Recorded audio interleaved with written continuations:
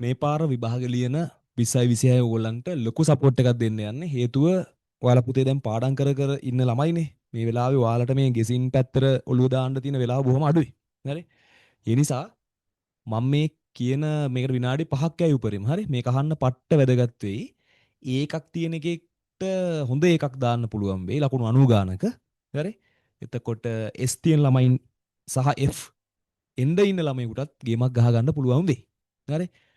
මේ තියෙන පුතේ 2026 මම හිතන විභාගයට එවෙයි කියලා හිතන මාතෘකා ටික රයිට් මං ඒක ඔයාට කියන්නම් ඊට කලින් වැදගත් දෙයක් තියෙනවා වැදගත් දෙයක් මොකක්ද මෙන්න මේ කතාව අපි බලමු 2023 විභාගෙයි හරිද ඊට පස්සේ 2024යි 20යි 24යි ඊට පස්සේ 20යි 25යි හරි ඔයාලා සාමාන්‍යයෙන් නොකරන දෙයක්. ඒ කියන්නේ මම ඔයාලට කියන්නම් මේ යුනිට් 2 වල තියෙන වැදගත්කම. යුනිට් 2 වලින් අපිට කම්ප්ලීට්ලි ලකුණු කීයක් ඇවිල්ලා තියෙනවද කියලා. බලන්නකෝ. පුතේ 23 A level වල අහලා තියෙන MCQ 7යි. ඒ කියන්නේ කෙලින්ම ගෙඩි පිටින් 50න් 7ක්. ඒ 7 easy ඒක ටාගට් කරන්න ඕනමයි මේ හරියෙන් එවෙයි කියලා. right? මට පුළුවන් වුණොත් ඔයාලා මට කමෙන්ට් කරන්න MCQත් ගෙස් කරලා මං ඊළඟ වතාවේ දෙන්නම් යුනිට් 2 වලට අදාළව. දැන් මේ රචනා කතාව කියන්න යන්නේ ස්ට්‍රක්චර්ඩ් ඇන්ඩ් එසේ වල පොයින්ට්ස් 7යි දීලා තියෙන්නේ 23 පුතේ පොයින්ට්ස් 7යි කියන්නේ ඕක 2.5 ඒවා හොඳේ. ඒ කියන්නේ ලකුණු අපි දැන් 100න් දෙන්නේ. 100න් කියන්නේ අපි මේකට 400න් නේ ව්‍යුහගත රචනාවල නේද? ඒතර 7 ඒවා 2.5ක් කියන්නේ 17.5යි නේ 17.5යි ඒක දුන්නේ කීයෙන්ද 100න් ඒ කියන්නේ 400න්ම හම්බෙන්නේ මෙච්චරයි. අපි මේක බලමු අපිට අවශ්‍යතාවය දැන් ඔන්න ආවා එසේවල පුතේ 2023 ෆුල් කියන්නේ 2019 ඉඳන් 23 වෙනකම්ම ෆුල් ප්‍රශ්නයක් ඇහුවා කම්ප්ලීට් එකක් ඇහුවා 24 භාගයයි 25 භාගයයි මේ පාර මොකක් වෙයිද මේ පාර මම හිතනවා සම්පූර්ණ එකක් අහයි කියලා ඇයි මම හිතන පැත්ත හරිද ඒක නොවෙන්නත් පුළුවන් හොඳේ මම හිතන පැත්ත හේතුව මේ පාර ළමයින්ට ටිකක් වේලාසන මාස 4ක් විතර කලින් එක්සෑම් තියෙන්නේ. අවසාන පාඩම් ඒ නිසා ඉවර කරගන්නත් ටිකක් අපහසු වුණානේ. ඒ නිසා යම් සහනයක් ලැබෙයි. එහෙම කියලා අවසාන පාඩම් බලන්න නැතුව ඉන්න බෑ. හරි. පුතේ අපි බලමු මේකේ සම්පූර්ණ ලකුණු කොහමද 100න් කීයක් ආවද 20යි 23 එක්සෑම් එකේ යුනිට් 2 වලට. ජීවයේ රසායනික සහ සෛලීය පදනමට. හරි. දැන් අපි බලමු 600න් 150ක්ම දුන්නා එසේ වල. හරිද? 400න් 17.5යි ඈ. ස්ට්‍රක්චර්ඩ් ඇන්ඩ් එසේ වල නම් මදිනේ. ඔව් චූටි කෑල්ලයි අහලා තියෙන්නේ. මොකද රචනා ප්‍රශ්න කියන්නේ විහුගත රචනාවල ඒ පළවෙනි එකට දෙවෙනි පාඩමෙනුත් දාලා තියෙනවා. හතරවෙනි පාඩමෙනුත් දාලා තියෙනවා. හරි පුටිකා වගේ වලින්. හරි 23. එතකොට කොහොමද මේ කැල්කියුලේට් කරන්නේ? බලමු. අපි බලමු මේකත් 50න් කීයද කියලා නේද? දැන් මේ දෙක එකතු කරමුකෝ. මෙයයි මෙයයි එකතු කරමු. ඒ කියන්නේ කීයද? 1000න් කීයද කියන්න? 1000න් 150යි 167යි දශම 5යි නේද? 1000න්. එහෙනම් මේක 100න් කීයද කියලා කියන්න? 100න් 16යි දශම 7යි 5යි නේද? එහෙනම් මේක 50න් කීයද කියලා කියන්න? 100න් මේක නම් දෙකෙන් බෙදන්න නේද? 8යි 8යි දශම ගානක් නේද? අපි ආසන්නවම ගම්මුදනෙන් 8.5ක් විතර ගම්මුවනේ. හරි? ආසන්නව 8.5ක් විතර. එතකොට මෙන්න මේකයි එකතු වෙන්න එපා. ඔය තමයි සම්පූර්ණ කතාව. ඒ කියන්නේ 50න් 7යි MCQ. part 2 paper එකෙන් 50න් 8මාරයි. ඒ කියන්නේ 8යි 7යි 15යි. ඒ කියන්නේ ලකුණු 100න් 8යි 7යි 15.5ක්. ආසන්න වශයෙන් 15.5ක් හම්බෙන ඔයාට 20යි 23 A level වල. පැහැදිලිද? ලකුණු 15ක් ගෙඩි පිටින් ලකුණු 15ක් යුනිට් 2 වල. පැහැදිලිද? right? අපි බලමු ඊට පස්සේ 20යි 24 MCQ කීයද කියලා බලමු. බලමු මේකේ ස්ට්‍රක්චර්ඩ් ඇන්ඩ් එසේ කීයද කියලා. බලමු එසේ කීයද කියලා. 24 අහලා තියෙනවා MCQ 7ක්. එහෙනම් එතනත් 50න් 7ම තමයි. හරි. ස්ට්‍රක්චර්ඩ් ඇන් එසේ වල පොයින්ට්ස් 37ක්. ඒ කියන්නේ සම්පූර්ණ ස්ට්‍රක්චර්ඩ් ඇන් එසේ එකක්ම වගේ පොයින්ට් 3යි මිස් වෙලා තියෙන්නේ. මේ 37 ගුණ වෙන්න ඕනේ 2.5න්ම තමයි. හරි. එතකොට 40ක් වුණොත් 100යි 100න් 7මාරක් කියන්නේ 92.5යි නේද? පොඩි පොඩි කැල්කියුලේෂන් පාර්ට් පොඩි පොඩි එහාට මෙහාට වෙයි. ඒවා කමෙන්ට් වල දාන්න ඈ. මම මේක දැන් මේ වීඩියෝ එක ආයෙ බලන්නේ නැහැ. මේ දැන් අද කරන්නේ 16 වෙනිදා. 16 තර්ස්ඩේ 9:40යි හරි. රයිට්. එතකොට කීයද කියන්නේ? ටක් ගාලා යන් ටක් ගාලා යන් කීයද කියන්නේ? 92.5යි කිව්වා නේද? 92.5 දෙන්නේ 100න් නේ. 100න් කියලා කියන්නේ 400න් හරි. විගත රචනාවල 400න්. එසේ වලට දීලා තියෙනවා පොයින්ට්ස් ඔක්කොම 20ක්. මොකද සම්පූර්ණ ප්‍රශ්නයක් දුන්නේ නැහැ. භාගයයි. පොයින්ට්ස් 20යි. හරි? ඒ 20 හතරෙන් ගුණ වෙන ඒවා. ඒ කියන්නේ 80යි නේ. ඒතර 80 වෙන්නේ 150න්. ඒ කියන්නේ 600න් නේ. 600න්. රයිට්. දැන් අපි මේ දෙක එකතු කරමු. ඔන්න 20යි 24 ඈ. 600න් 400න් කියලා කියන්නේ 1000න් බලන්න කීයද කියලා. 1000න් 0.5යි 2යි 8යි 9ටයි 17යි නේ. ඒ ගානමයි නේ අර ගානමයි නේ. ආසන්නව හරි. අපි ඊට පස්සේ කියන්න මේක 100න් කීයද කියලා. 23 ගානමයි කොහොම හරි කැරකිලා නේද? එහෙම වෙනසක් වෙලා නැහැ බලපුවාම. ඒ කියන්නේ මේ ලකුණු කීයක්ද මේගොල්ලෝ රවුන්ඩ් කරන්න යන්නේ කියලා අපි බලමු. මෙතන 17.25යි නේ. හරි. ඒ කියන්නේ මේක 50න් කීයද කියන්නේ? 50න් දෙකට බෙදුවොත් 8.5කට පොඩ්ඩක් ආසන්නයි නේද? 8.5කට පොඩ්ඩක් වැඩි. හරි. අපි 8මාරක් කියලා ගමුකෝ. හරි. දැන් අපිට ඕනේ අවසාන පිළිතුර MCQ 7යි MCQ 7යි මෙන්න මේ සෙකන්ඩ් පේපර් එකේ මේ ටිකයි නේද? ඒ කියන්නේ කීයද කියන්නේ? 100න් මෙතන 7යි මෙතන 8මාරයි කියන්නේ කීයද? 8යි 7යි 17යි නේ. 8යි 7යි කීයද? 15යි නේ. 15.5යි. අම්මට සිරේ. පුතේ 23ත් කීයද බං? අඩේ 23ත් 15.5යි. මේ බලංගු. ආසන්න පොඩ්ඩක් දශම ගණනක් එහෙම වෙනවා ඈ. 24ත් එහෙමයි. අපි 25ත් බලමුද? ආයි බලන්න දෙයක් නැහැ. ඔකත් කොහොම තමයි. දැන් කට්ටිය කෑ ගැහුවනේ මෙන්න වෙනස් වුණා කියලා. වෙනස් වුණේ එකේ බලපෑමක් කරලා නැහැ. මොකද්ද වෙනස් වුණේ? රචනාවල සම්පූර්ණ ප්‍රශ්නයක් නොදුන්නා. 20යි 24ත් කියන්න. 20යි 25ත්. බලමු දැන් 20යි 25ත් ඕක 15ට මොකද්ද වෙලා තියෙන්නේ කියලා. MCQ structured and essay 25. MCQ අහලා තියෙනවා 9ක්. එහෙනම් ඒක ගෙඩි පිටින් ලකුණු 50න් 9ක් නේ. ආන් දැන් අර 7 වගේ අහපු ඒවා දැන් 9 වෙලා. දැන් බලමු මේවා මොනවා වෙයිද කියලා. හරිද? structured and essay එකේ අහලා තියෙනවා structured and essay එකේ අහලා තියෙනවා ඔව් points 36ක්. එතකොට මේ 36 ගුණ වෙන්න ඕන 2.5න් හොඳේ. එතකොට උත්තරේ කීයද කියන්නේ? 36ව 2 40යි කියන්නේ 100යිනේ. එන 90යි නේ. මේ 90 වෙන්නේ 100න් කියලා කියන්නේ 400න් නේ. සම්පූර්ණ ස්ට්‍රක්චර්ඩ් and essay වල ගත්තොත් 400න් හරි. essay වල භාග ප්‍රශ්නයනේ ඇහුවේ. භාග ප්‍රශ්නය. කෙල්වින් චක්‍රයෙන්නේ. ඒ නිසා මේකේ points 21යි. ඒතර ඒ 21 හතරේ ඈ. ඒ කියන්නේ 4යි 8යි නේද? 84යි 150න් කියලා කියන්නේ කීයෙන්ද කියන්නේ? 600න්. හරි. දැන් අපිට වෙන්න ඕනේ මොකද්ද? මේ දෙක එකතු කරමු 1000න් කීයද කියන්නේ? 1000න් 90යි 8යි කියන්නේ 174යි නේ? ඔව් නේද? 174යි. ඒ කියන්නේ මේක 100න් කීයද කියන්නේ? 17.4යි නේ? ඒ කියන්නේ මේක 50න් ආසන්න වශයෙන් කීයද කියන්නේ? 8.5ට පොඩ්ඩක් වැඩි නේද? අපි 8.5ක් කියලා ගමුකෝ ආසන්න වශයෙන් නේද? ඔන්න අපිට උත්තරේ ආවා.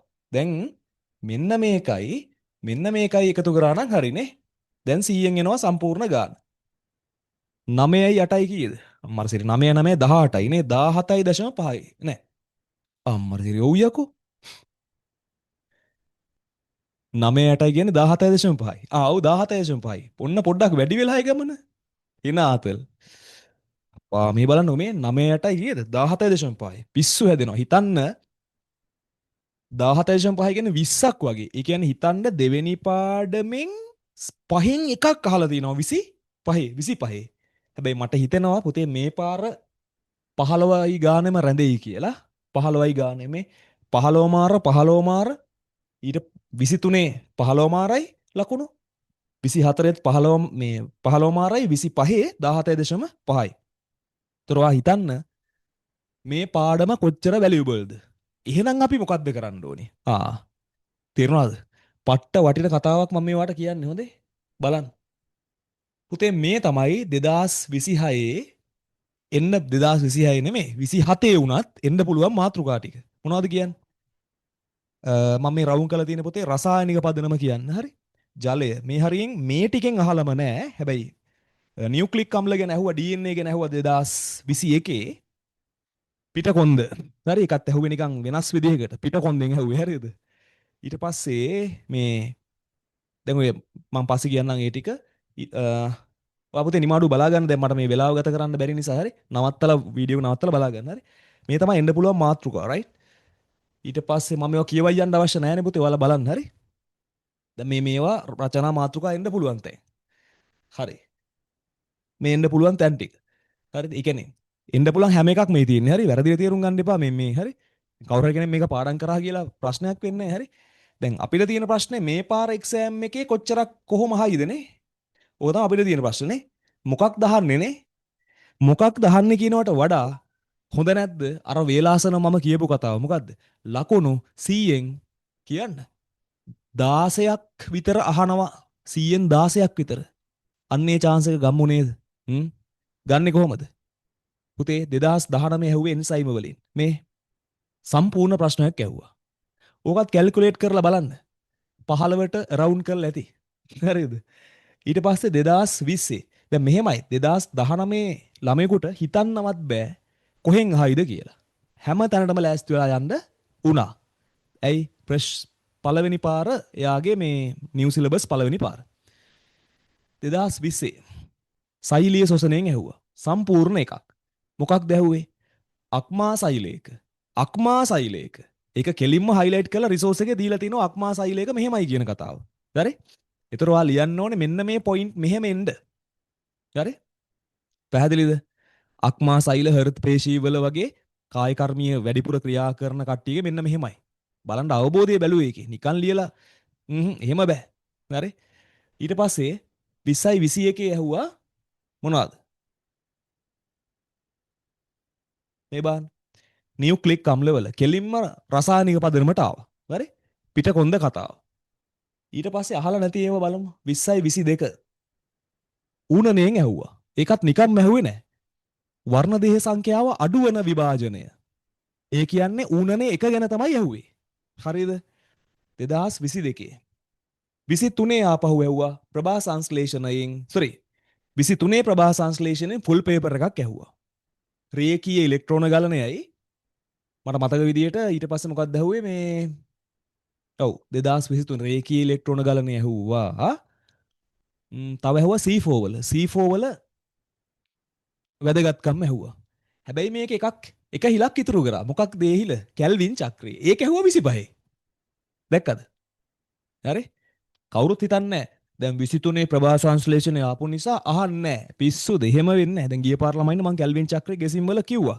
බලාගෙන යන්න කියන එක හරි 24 ඇහුවා මොකක්ද ප්ලාස්මා පටලය භාග ප්‍රශ්නයක් මේක අපි සාමාන්‍යයෙන් එවෙයි කියලා හිතපු තැනක් දැන් 25 ඇහුවේ මොකක්ද කියන්න ආපහු අරකනේ ප්‍රභා සංශ්ලේෂණයමනේ එහෙනම් 26 මොකක් ආයිද බලමු දැන් 26 අපි අහලා නැති තැන් ටික පුතේවා හිතන්න මෙන්න මේ හරිය රසායනික පදනමෙන් අහලා නැහැ නේද මේ හරියේ මෙන්න ඉංගියක් මේකෙන් ඇහුවොත් මොන වගේ දෙයක් අහයිද ඔයා හිතන්න සාමාන්‍යයෙන් මේගොල්ලන්ගේ ඔය කාබ්ස් ලිපිඩ්ස් ප්‍රෝටීන්ස් ඇහුවොත් විශේෂයෙන් කාබ්ස් රසායනික පදනම රසායනික සංයුතිය විස්තර කරන්න හරි කියලා අහන්න පුළුවන් B කොටසට අහන්න පුළුවන් කාර්ය ජෛවීය කාර්ය විස්තර කරන්න ඒ වගේ දෙයක් අහන්න පුළුවන් හරිද? ලිපිස් නම් බොහොම පොඩ්ඩයි නේද? ඒ පොඩ්ඩේ රසායනික පදනම තියෙනවා හැබැයි ටිකක්. හරි? ටිකක් තියෙන තප්පරයක් දෙන්න. හරි? සද්දයක් එනවද දන්නේ ඔයගොල්ලන්ට?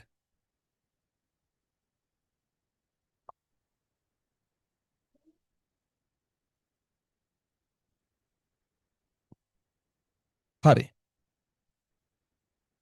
එතකොට ඔයා හිතන්න ජලය ගැනත් අහන්න බැරි නෑනේ. මොකද ජලයේ ප්‍රධාන ගුණාංග 4 නේද? ඉතින් පුතේ අපි මේවට මාකින් ලියලා යන්න ඕනේ. පැහැදිලිද? මාකින් ලියලා යන්න ඕනේ. ඒ කියන්නේ ඔයා එතෙන්ට ගිහලා try කරන්න ඉන්න එපා. හිතන්න ලකුණු 16ක්ම ගෙඩි පිටින් දෙන ඔයාට. අපරාධ මේක ගන්න නෑ කියන්නේ. තේරුණාද? ලකුණු 15 16 17 10 දැන් මේ 17.5ක් 25. මට හිතෙනවා 26ත් 17.5ම තියෙයි කියලා. ඔව් එහෙම තියෙයි කියලා හිතෙනවා. අර කතාවත් එක්ක. මොකද මේ පාර ඉඩ වෙලාව මදි වුණානේ. අන්වීක්ෂ වලින් අහයිද? ඔව්. කවුද නෑ කියන්නේ? ඉලෙක්ට්‍රෝන අන්වීක්ෂ ගැන අහන්න පුළුවන් නේ. පිළිබඳ විස්තරයක් කරන්න කියලා. අහන්න නෑ කියන්න බෑ කිසිම මාතෘකාවක්. ප්‍රාග්න්‍යෂ්ටික ශූන්‍යෂ්ටික වගුව. ප්‍රශ්නේ මොකද්ද කියන්නේ? ඇහුවොත් ප්‍රාග්න්‍යෂ්ටික සහ ශූන්‍යෂ්ටිකයින් අතර සංසන්දානාත්මක විස්තරයක් කරන්න. මෙයාගේ සෛල බිත්තියේ සංයුතිය අහවල් වේවාවේ මෙයාගේ සංයුතිය සෛල බිත්තිය අහවල් වේවාවේ. මේගොල්ලෝ ප්‍රමාණයෙන් කුඩයි මේගොල්ලෝ ප්‍රමාණයෙන් විශාලයි. ඔයාලට තේරෙනවද? ඊට පස්සේ මේ පරසිරි මේ හරියෙන් අහන්න බැරි නෑ ඇයි? 24ත් අහලා තියෙනවා. 24 අහපු එකම ආයෙත් ලයින් වෙන්න පුළුවන් වල භාෂාවෙන් කිව්වොත් හරිද? මේකත් වෙන කතාවක් හරි. දැන් මෙතන ඔය සෛල බිත්තියේම හොඳ මාතෘකාවක් රචනාවකට සම්පූර්ණයෙන් ඇහුවොත් අහන්න පුළුවන් අනේ. හරි? මම උගන්නපු විදිහට ලියන්න බැරි නෑ හරි. රයිට්. සෛල සංදි අපුයි අහන්න පුළුවන් මතකද නෑහිත. මොකද්ද නෑහිත? නැංගුරම් සංදි, හිදැස් සංදි, තද සංදි. හරි? තේරෙනවද? මේවට රූප සටහන් නෑ අඳින්න. රිසෝස් එකේ නෑනේ. හරි.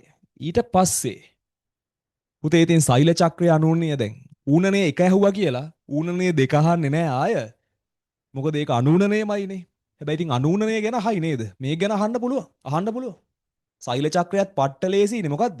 මේ අන්තර් කලාවේ තියෙන ওই G1S G2 ගැන ලියා ගන්න බැයි නම් වැඩක් තියෙනවා දෙයියනේ. හරි මේවා ගොම් පාට්නේ. මේවා අමාරුයි කියලා කියනවනම් අයියෝ එලහරක් වෙන්න උනේ හරිද? හරිද? ගණන් ගන්න යවම එහෙම කිව්වට ඈ. පන්ති ගියේ නැත්තම් ඉතින් බෑ කොහොමද? අර්බුද ගඩු පිළිකා අහන්න බැයිද? මෙන්න මේ වගේ රචනා ප්‍රශ්නයක්. අර්බුදයක් පිළිකාවක් බවට පත්වන්නේ කෙසේද? රචනාවක B කොටස මේ කියන්නේ. හාෆ් ප්‍රශ්නයක් වගේ. හරි? නේද? ගඩු. එතකොට ශාකොල ගඩු ඇතිවන ආකාරය පැහැදිලි කරන්න. අන්න තුනම ඇහුවා කෙලිය තාප්පේට රචනා ප්‍රශ්නයක් හරිද? ඒ නිසා මතක තියාගන්න හරි? ප්‍රභා සංශ්ලේෂණයෙන් නම් ආයේ අහන්න නැති වෙයි කියන සීන් එක අපි ඉම්මු. හරි? ඒකට ඔයාලා MCQ වලට ලෑස්තිලා යන්න ඉතින්. හරි? එහෙනම් මොකක් හරි දෙයක් ඔයාලට හිතා ගන්න පුළුවන් වුණා නේ පුතේ? ආ 23 එක්සෑම් එකේ 15.5යි. 24 එක්සෑම් එකෙත් 15.5යි. කියන්න. 25 17.5යි. එහෙනම් 26 ඔව් 17ක් විතර කියලා අපි හිතමු. හරි? ඔයා කියපු දේවල් වලින් මොන හරි දෙයක් ගන්න කමෙන්ට් සෙක්ෂන් එකේ දාන්න. ඔයාට අවශ්‍ය මොනවද? මම බලාපොරොත්තු වෙනවා මේ විදිහට පාඩම් ඔක්කොම ටික ඔයාට දෙන්න. හරි? හරි? ඔය විදිහට වැඩක් කරමු. මම හිතනවා ඔයාට ගේමක් ගහ ගන්න මේක හයියක් වෙයි කියලා. හරිනේ? ජය වේවා එහෙනම් හරි?